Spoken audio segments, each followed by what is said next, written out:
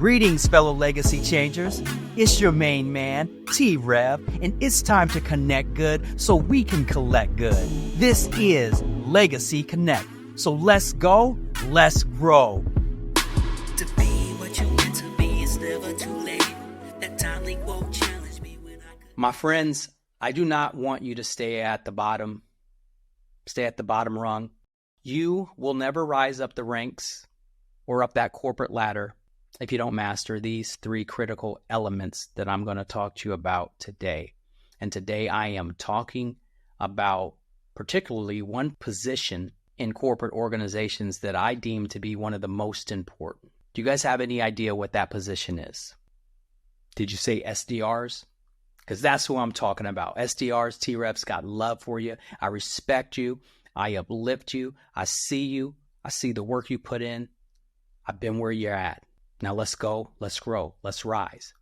And I've got a message for the account executives, those people who you're balling right now. Maybe you forgot where you came from though. And also the leaders, C-suite to middle management. Maybe that pipeline is looking broken. The organization, you're churning through AEs, SDRs, doesn't feel good. I got 3 messages for you today. I got some critical help. So let's start with a quick story about how I got fired as an SDR. Well, matter of fact, we'll jump into the fired story in a second. I'll share that, my vulnerable moment with you a little bit later. So let's talk about, let's dig in the notes here. The SDR mindset for success. SDRs, here are your 3 keys to advancement. Number 1, this is vital. Don't sleep on this. Stop thinking SDRs, the SDR acronym equals entry level. You are running the most critical part of the revenue engine in your organization. It starts with you. You're numero uno. You're not just dialing. You're not just dialing for dollars. You're the first impression that people see.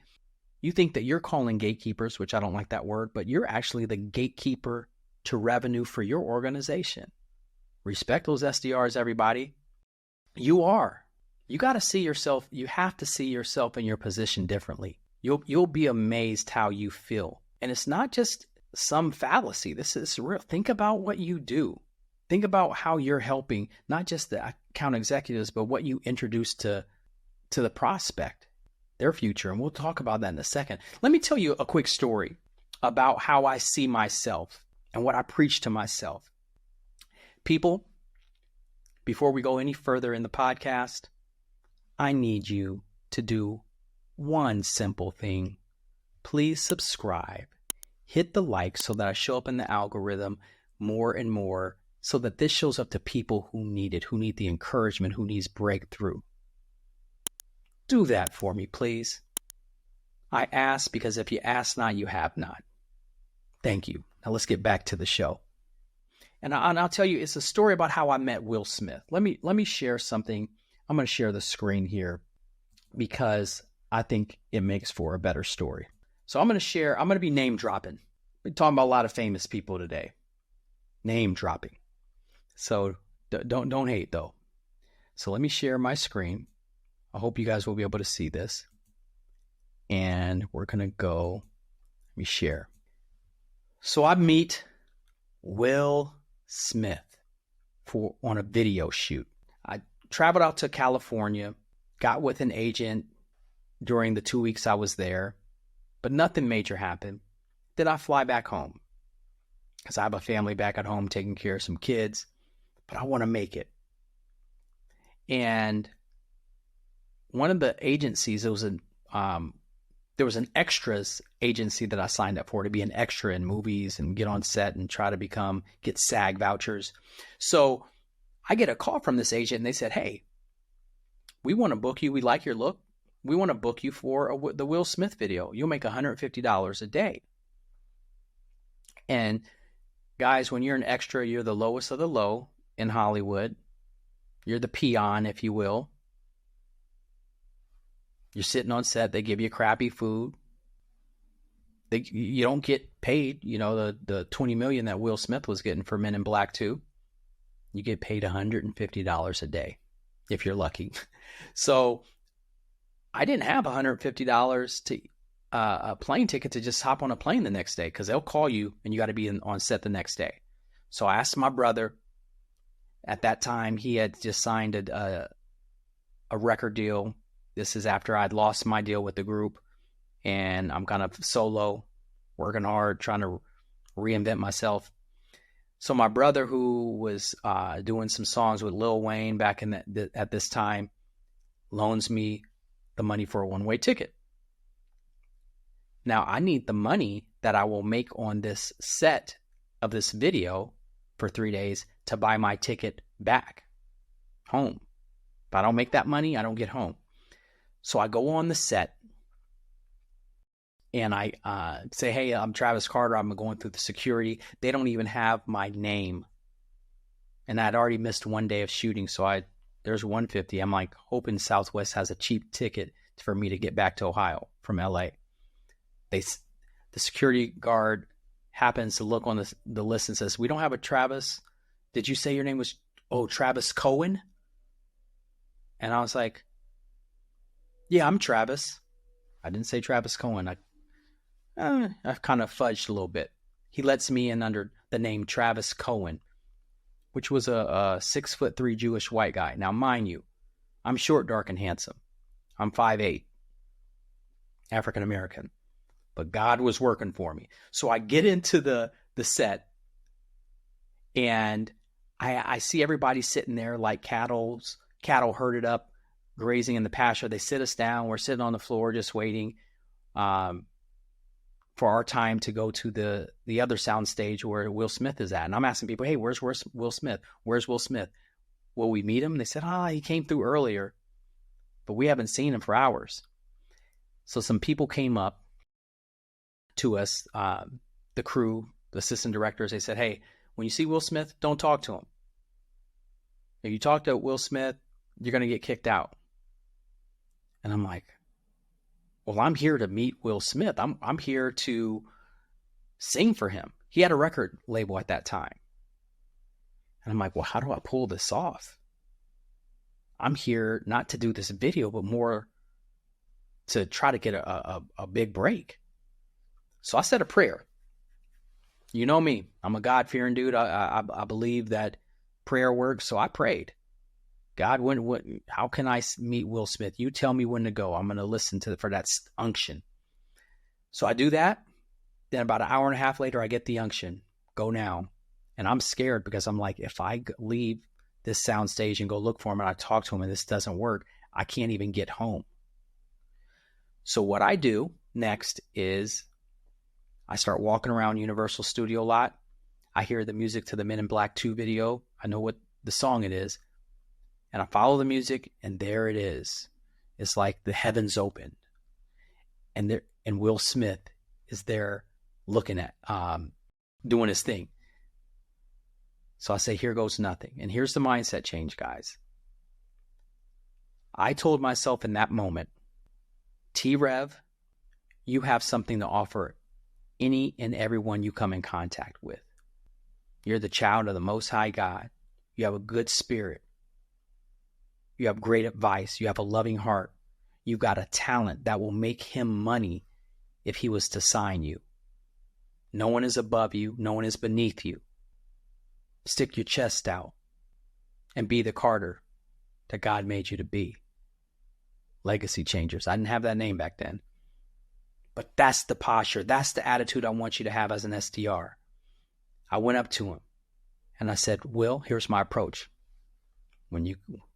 I was doing SDR stuff back then. Hey, Will, I flew all the way out from Ohio today to meet you. They said if I went up to you, I would get kicked off. So I used the moral frame. If I get kicked off, I can't fly back. But I wanted to let you know you and I have something in common. I consider myself the R&B version of Will Smith. I consider myself a role model. I don't curse in my music. I keep it positive. I'm trying to do something big, magnanimous. And I look up to you. I came out here today. I just wanted to sing for you more than I wanted to be in the video. Do you mind if I sing for you? And then he made this like roll call to his boy, Omar Rambert. He went, ooh, something like, I don't know what it was. But Omar came over. I sang for him. He said, you're going to hang with me. You're going to hang with me for the rest of the shoot for the 3 days. I did not have to eat the bologna sandwiches that the other extras ate. I got to eat steak. I got to hang out with Jamie Foxx. It was all kinds of people coming on the set. This is when Will Smith was making $20 million some odd dollars per film. It's before the smack that was heard round the world. I'm rooting for Will Smith to bounce back. We all make mistakes. We got to have forgiving hearts. But anyway, that was the posture that I had. And I want you guys to have that. No, I have something to offer. Okay, I digress. So what we want to do next is number 2, act like what you want to become. You have to walk the walk, talk the talk, proactively study the position above you. What are the AEs reading? What are they studying? What podcasts are they listening to? What articles are they reading to build up their acumen within the industry? You know, ask them, hey, can I meet with you? I'd love to hop on a Zoom call. Tell me what you think about my my approaching statements, lyrics. You know, what how can I set these up better for you? What are you looking at? What do you show when you're talking to them to go through your discovery and presentations? Start learning that. Start chipping away at it. Spaced repetition can do amazing things because you want to practice those things. You want to hang around those successful people, the most successful ones. Don't go to the lazy one, AEs. You roll around with dogs, you come up with fleas. So don't go to the ones who are stinking up the joint, got fleas hopping off of them. You go to the ones who are successful, you'll come up with their type of fleas, which is money. Do that. So you and that way you're prepared. You know how they say luck is when preparation meets opportunity? Don't be the SDR who gets caught where that sales leader, that executive says, "Hey, well, you know, show me what you got. How would you position yourself? What is it about this company? What are the opportunities you see, and what are some of the problems you see that we could present to them? How are they a fit? Be ready for that. Show them that you've been working it out. Even if you get some of the stuff wrong, they'll see it. They'll notice that this person's put in some work. Number 3, transform your perspective on appointments. You want to sell each appointment to that prospect. They got to take this appointment like their life depended on it. Because sometimes their job, their promotion, their raise, their kids who live off of those promotions, or if you're selling into a company, you're selling to an owner directly, that owner, they're feeding employees. And what you have can be a game changer. And you have to think about that on every single call. I'm not dialing for dollars. I'm dialing to make dreams come true. I'm dialing to bring game-changing, life-changing results. If you do that, you will have a different posture. There's this bravado, and people will hear it. Because when you call in being needy, nobody wants a needy person. Nobody. They smell it. And then you're setting yourself up as the pauper instead of the prince when you do that. You got to go up to, when you're selling that appointment, I don't know what it is, what product or service and how it increases profitabilities and efficiencies, revenue, but you got to call in. And if you get that person on the phone, you happen to get them, no matter if it's the receptionist, no matter if you get the person you want to talk to. Hey, Mr. Prospect or Mrs. Prospect, I caught you and I have something vital that you need to know. And I don't need to talk to you right now, but I want to set up a meeting with you, with my team. And the reason why I want this is because what I have for you can drastically increase the productivity, can drastically increase the revenues or profitability of your company. My last 3 people that I spoke to who didn't want to take this call ended up giving me a shot, and I shared some enlightening information. And my promise to you guys is that you will walk away with useful, helpful knowledge. Well, you know what? We're all good. Just send me something. Well, the reason why I wanted to meet with you is because my team member and I have done a deep dive in research, and there's some blind spots you have. I looked at your LinkedIn profile, and you're very knowledgeable. You're very successful. And I know you didn't get success by turning away a blind eye to knowledge. You probably take feedback. You're probably good with that. You probably gobbled up a lot of books on your way up the ladder. Well, look at it as this appointment is a blind spot check, because when you don't check your blind spots, you end up in accidents. We'll be talking to you, and we're just going to determine if there's a fit. Would that be okay? On that basis, what day can we meet with you and share these insights with you? You're just going to fight back better, respectfully. They need you. Transform the perspective on those appointments. You're doing a great service for these people that you're picking up the phone and calling. You're not a peon. Okay, so let's go to leaders. Okay, what you need to do, leaders, if you want to build a pipeline of talent and loyalty, here's your playbook. What you need to do is eliminate the hierarchy of significance, meaning C-suite, managers, AEs, like creating that rung of like who's important, how you treat people. No, we have to have a sober opinion of ourselves. We need to know our gifts and our superpowers, but we need to know that we don't have it all. And people should feel that. You need to spread the position, spread the message that there is no low position in this company. There's no low position in this company. Is your company the Rolls Royce, the Ferrari, the Bentley of organizations? Ask yourself that.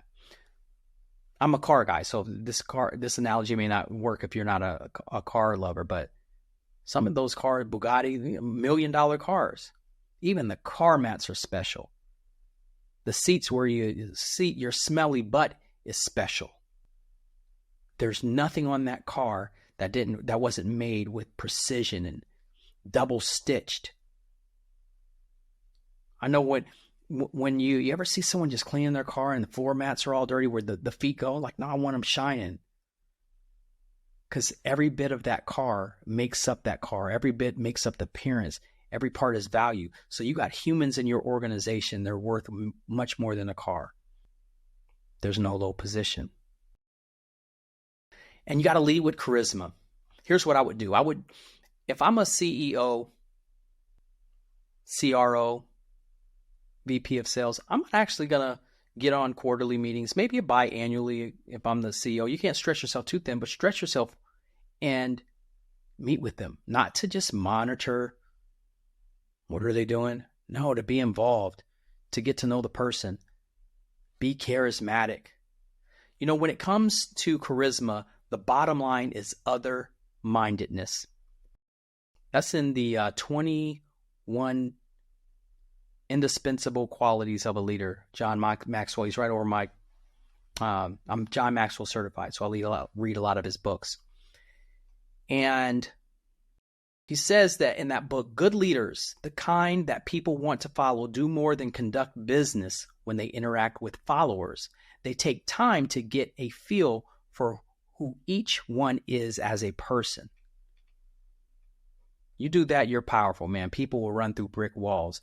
win hearts. Charles Schwab was famous for this approach. He said this, a quote from Charles Schwab: "I have yet to find the man, however exalted his station, who did not do better work and put forth greater effort under a spirit of approval than under a spirit of criticism."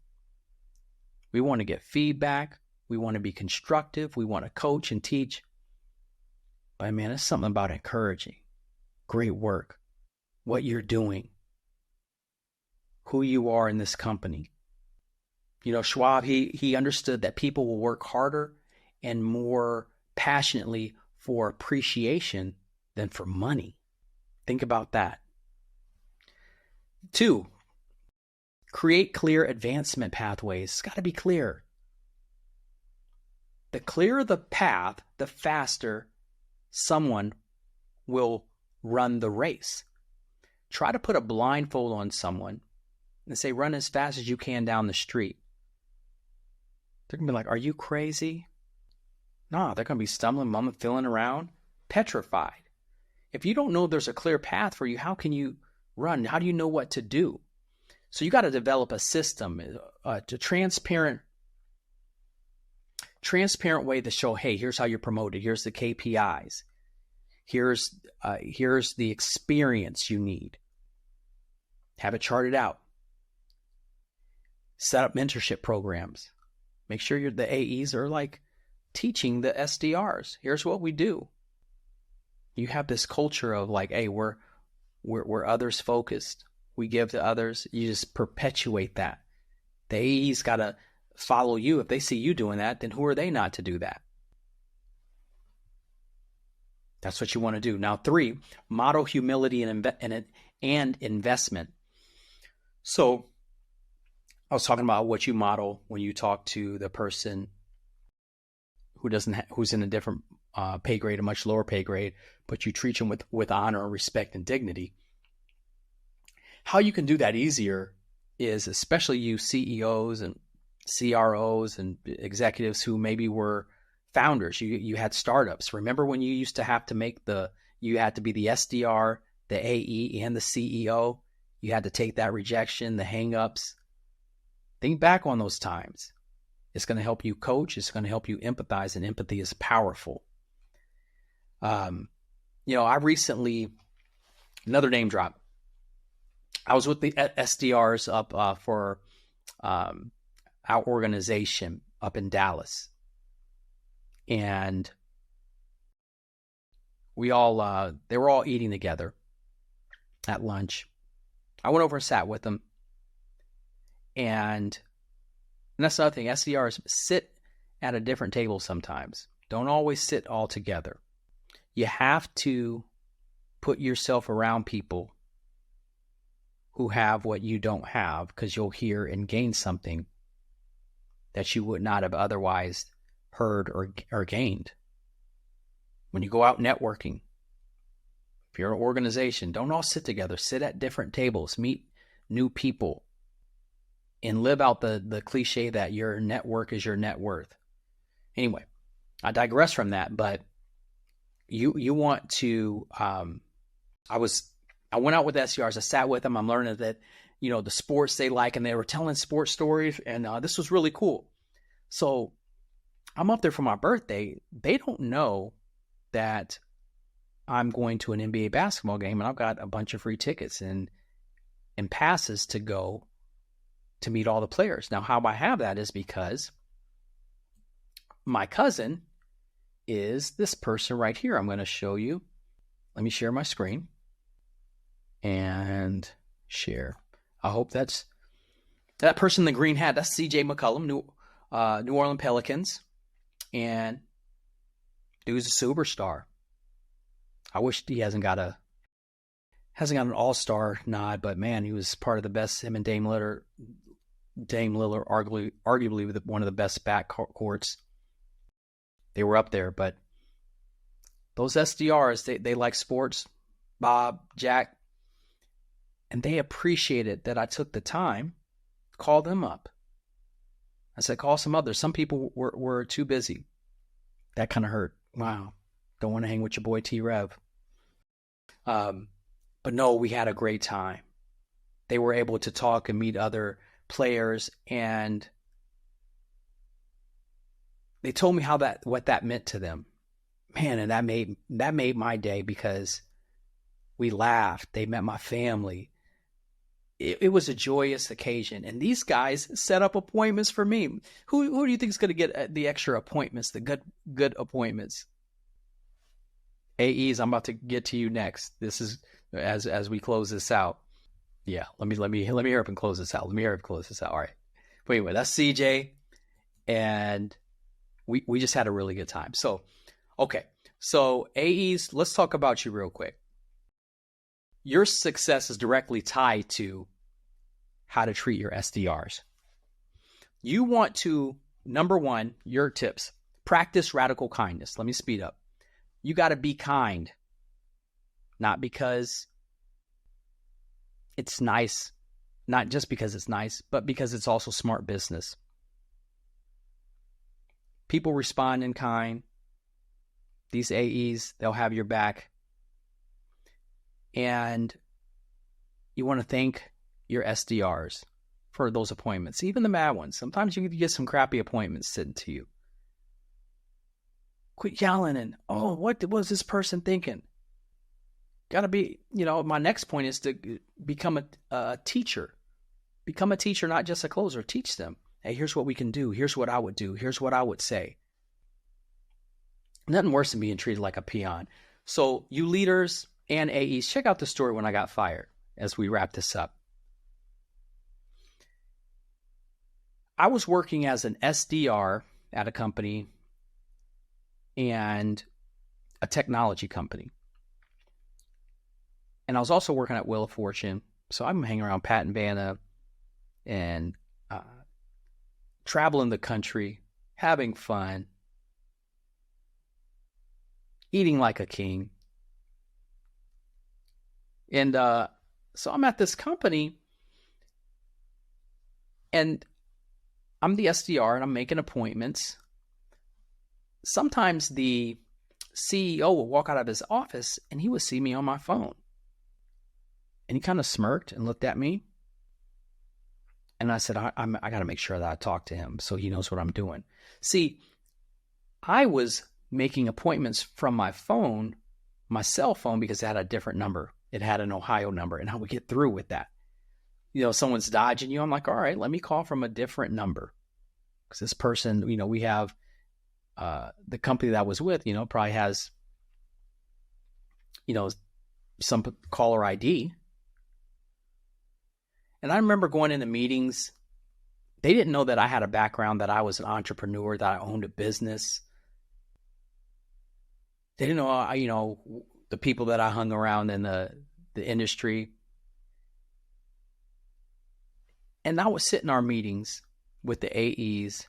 They would never ask me my opinion about how we could approach a company, what we could say, what we could do.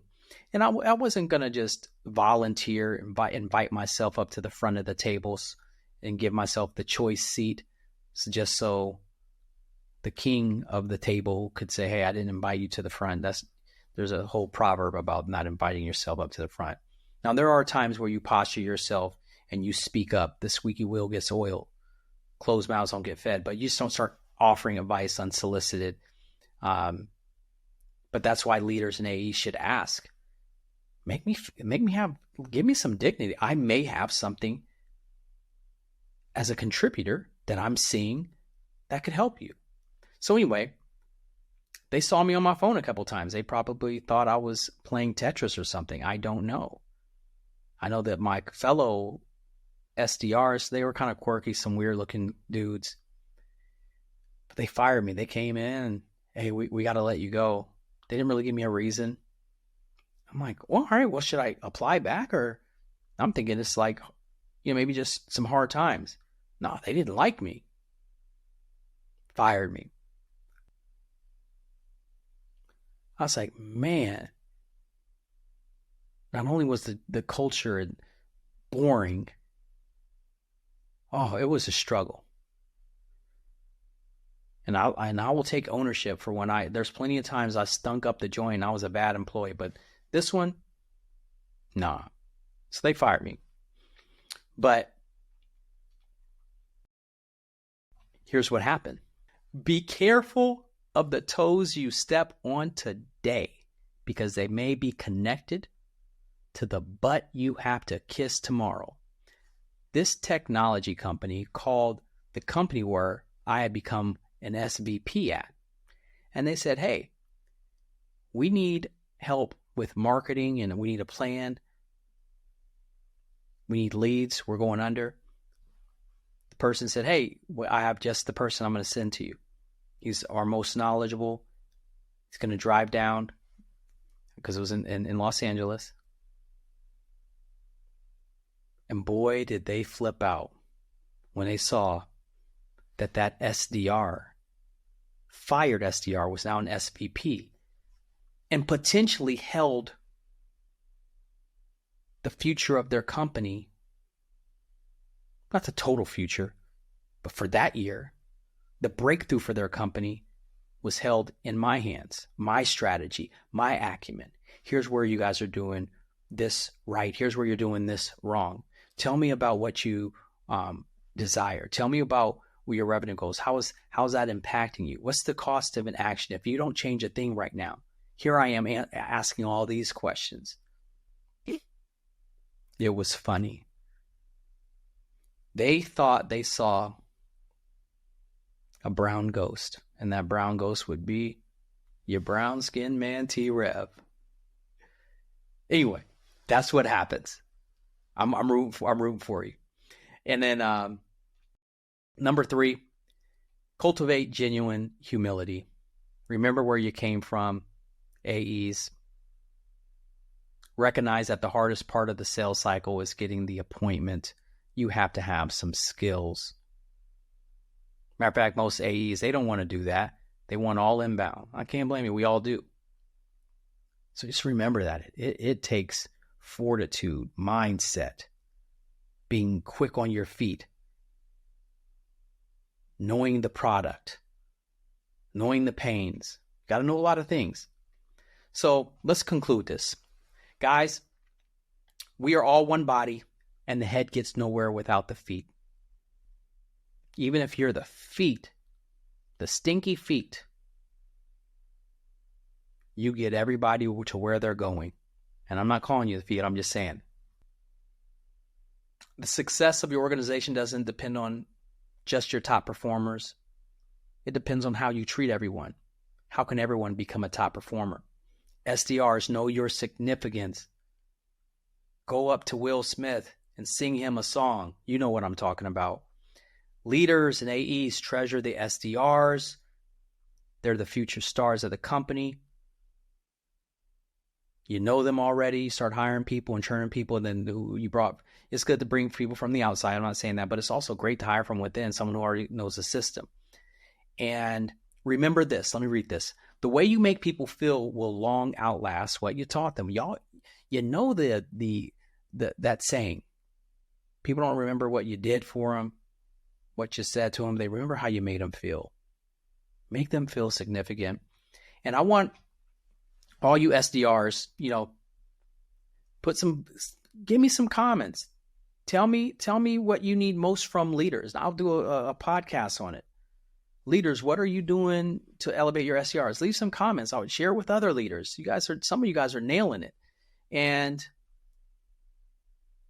share this episode with all the SDRs and SDR managers and directors out there. T-Rev's got love for the SDRs, every department. And until next time, remember, there are no small roles, only small thinking.